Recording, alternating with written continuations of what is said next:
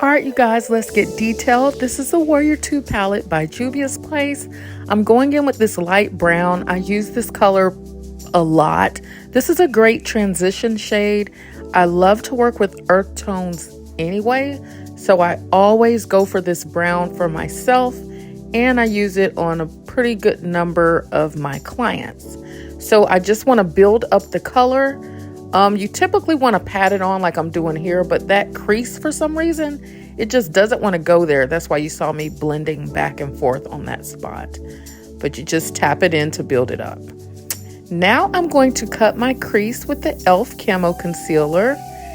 You get a flat brush and then just place it on the brush so you can really be more precise with that cut crease. Just pick a starting point. You really want to look forward so you can make sure there's going to be enough of that color showing where you cut your crease.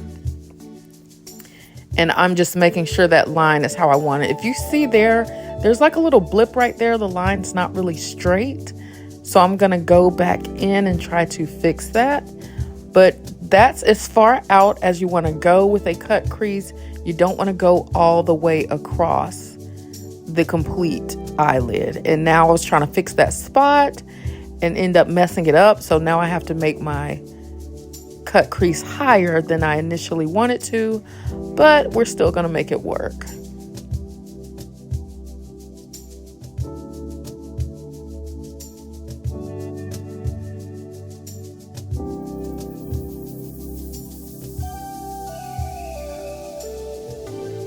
After you're satisfied with your crease, we're going to go ahead and blend it out. Just set that concealer in, make it nice and smooth with a beauty blender. Now I'm going to go in with some Laura Mercier translucent powder. I kind of dip the beauty blender into that and I'm just tapping it on to get a nice smooth finish and to set the concealer in. Then I'm going to go behind the beauty blender with a clean brush and also just swipe some translucent powder on there to give it even more of a set. And that looks so nice and smooth, and we're just going to go with that. If you start trying to mess with that line too much, it just goes south. So I'm just going to leave it how it is and set it in with the Laura Mercier translucent setting powder. I'm going to go back into my Juvia's Place Warrior 2 palette and get this white. And at first I'll tap it on with a brush, and then I will use my finger to apply the rest to give it a nice bold look. I'm not worried about fallout because you can clean that up with a makeup wipe. This is why I always do my eyes first instead of doing my base first, because then you can just clean up any fallout from your eyeshadow, eyeliner, mascara, whatever. It's easier to clean up if you do the eyes first.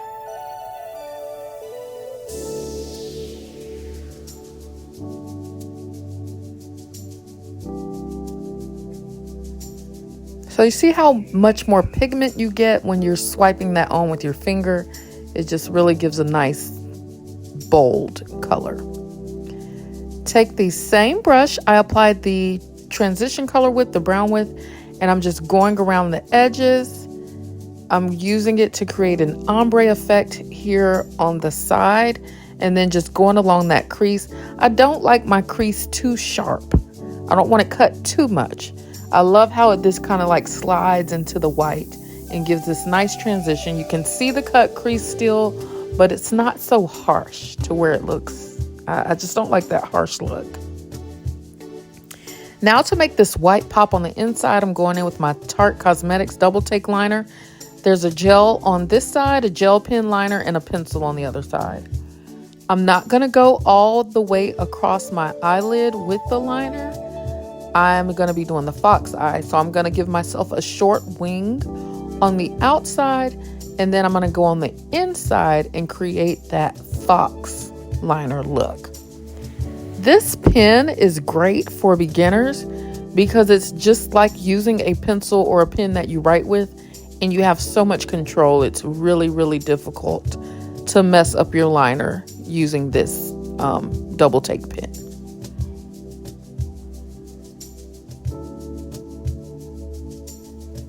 I'm not worried about this Fox liner being too perfect right now, because after I get all my makeup on, I'm going to go back in and clean it up with concealer.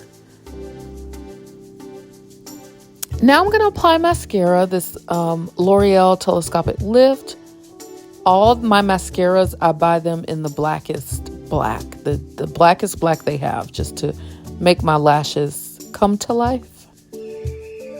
I'm not crazy about this wand, but it does have good coverage on your lashes, and it does provide a little lift. I start on the inside lashes and then just do the outside, inside, outside, inside. This is Milk of Mag I'm using as a primer, just where I get oily. I'm not putting it all over my face. I'm putting it in the T-zones and where I get the most oily.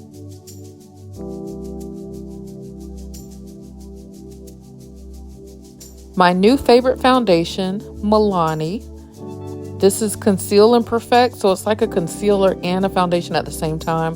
The coverage and skin match is amazing, and it oxidizes into the perfect color for me. Right now it looks like a little orangey and not quite my skin tone, but once it sits, it definitely matches me perfectly. And this is 11A, if you feel like you're my complexion. So I'm applying it with this brush first, and then I'm going to blend it out with setting spray.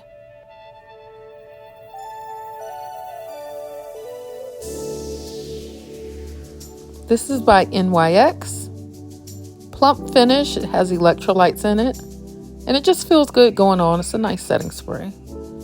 Using the blender for a nice smooth blend and finish for my base.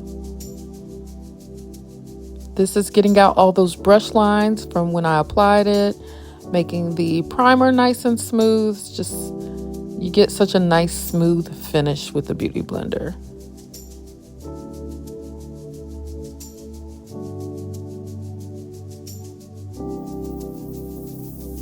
There is no such thing as too much blending.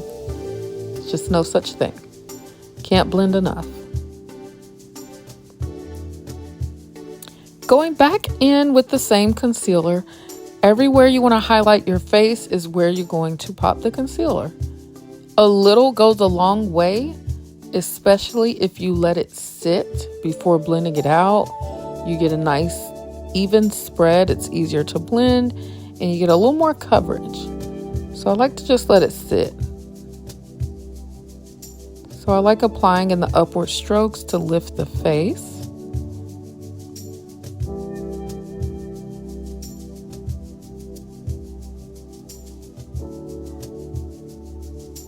That was unnecessary. I was just playing around at that point.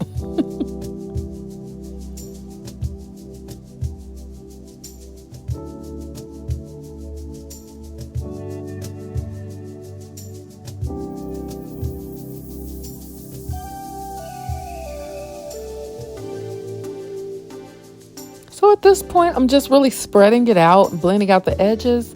The real blending of the concealer happens with the Beauty Blender. This brush is really just spreading it out. And then you want to use the same blender you've used for the foundation, so you get that nice smooth blending of the foundation and the concealer. So it's not so bright, but it's bright enough to highlight that area of the face.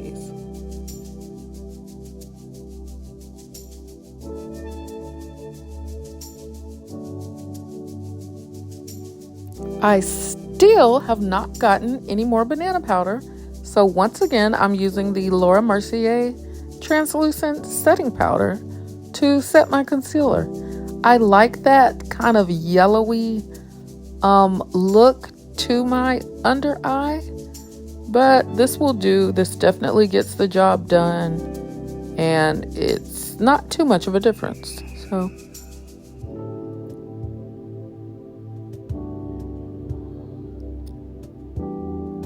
notice I'm patting and not swiping. Pretty much everything you apply with makeup is best to pat it on or dab it on instead of swipe. And I am putting a little of this on my brows just to set my brows. And for some reason, the top of my brows kind of get oily, that area. So I'm tapping powder on there as well. I'm not really being too much of a stickler with tapping the excess off first before I apply it, because I am very, very oily. So as you can see, my skin is just absorbing this excess powder right on up without me even having to dust any of it away. Juvia's Place, the Bronzer Duo. I have the tan, and I was using the tan for a while, but I'm switching back to the dark because it gives more of that carve and more definition on my face. I definitely use more of the lighter shade than I do the darker one, but I do mix them. But I do get more of the lighter shade on there, and I love how it's giving me much more of a carve to my face, more definition than the tan does. But I'll definitely go back to the tan probably in the winter when my skin's a little lighter. When my complexion lightens up, I'll go back to the tan.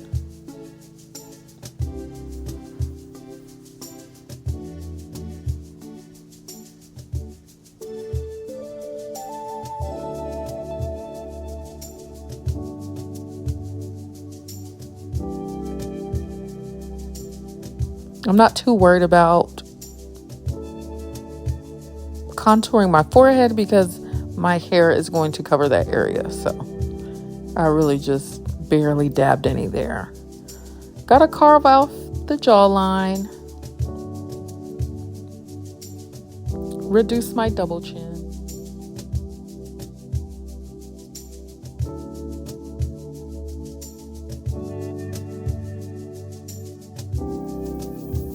And here comes the Beauty Blender. As you can see, I'm not going into the middle. I'm just blending the outer edges.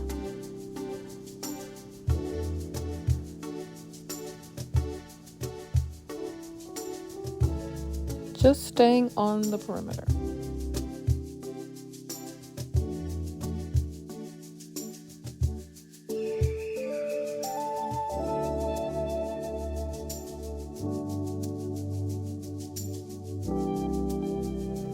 Now I like mixing my blushes. I want a light blush look, so I'm only mixing the first two colors, that light pink and the peach. And this is what it looks like. Nice and subtle, but you can see it. And that's exactly how I like it.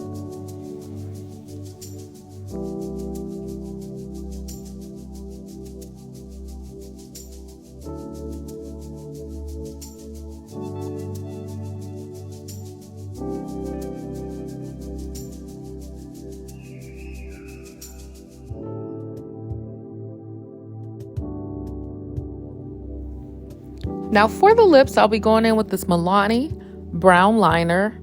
I typically use brown liner for pretty much every lip I do. This one's called Rich Cocoa, and it's number 180. So just get a good line there. And then Mademoiselle is like the perfect nude lipstick for any complexion. This is by Juvia's Place. And then my new favorite lip gloss, Wet n Wild. The color is Pisces. And I'm just going to sweep that on top for a nice little shimmer. It's like a frost. It's like icing. It's so pretty. And it kind of matches the white in my eyes. Since I went matte on the eyes, it's nice to have a little shimmer on the lips. This is the KKAO Beauty Highlighter palette. It's the color in there, as you can see, for any complexion. I'm going with the lightest color. I'm just going to dab it on with my finger everywhere I want to highlight.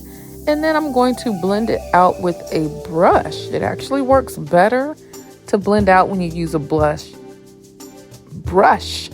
as opposed to the Beauty Blender. This is a clean eyeshadow brush with nothing on it. And look how well it is blending out this highlighter. It's perfection. Melts right into the skin. The Beauty Blender doesn't do that with the highlighter.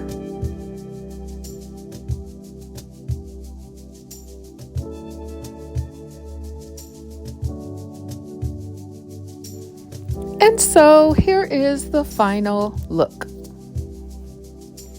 I am obsessed with this eyeshadow look. I am just really here for it. I love the ombre effect.